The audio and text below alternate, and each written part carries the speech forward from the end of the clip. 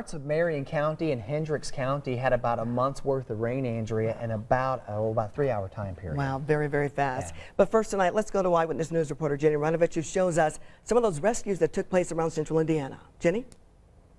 Well, the water you can see has since receded, but the rescue that happened here involved 2 women in an SUV nearly covered in floodwater. Flying high above Eagle Valley neighborhood in a drone really shows the damage, the deluge of several inches of rain.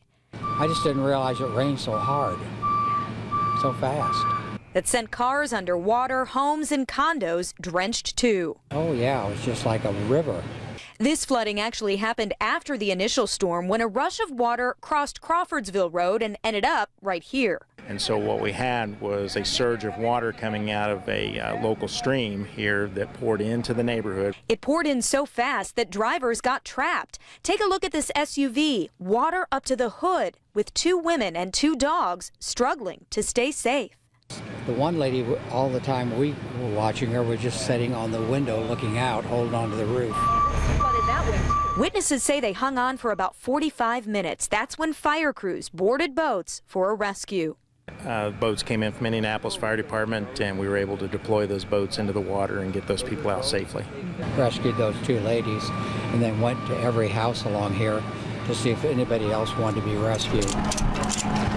No other rescues needed, but the damage is done. A lot of cleanup now after a sudden downpour turned dangerous.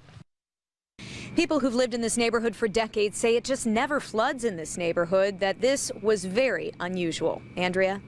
Jenny, thank you. And take a look at this tonight. The Indianapolis Fire Department had its hands full as well after those storms ripped the roof off of the Bethany Village apartments. This is on our city's south side, right there on Shelby Street. Now, this building is part of the American Senior Communities. 79 people had to be relocated as that water flowed right into 65 of those apartments. And Sean, you know, all evening you were warning us this afternoon about the storms coming through, and as we saw, it caused quite a bit of damage. Yeah, we had a lot of flooding, and we also had some wind damage. We'll show you some other pictures from viewers. This is on the south side, a lot of trees down as well, and we'll take you from south side, go over into Cumberland. Trees snapped, and on top of that, from the wind damage, flooding.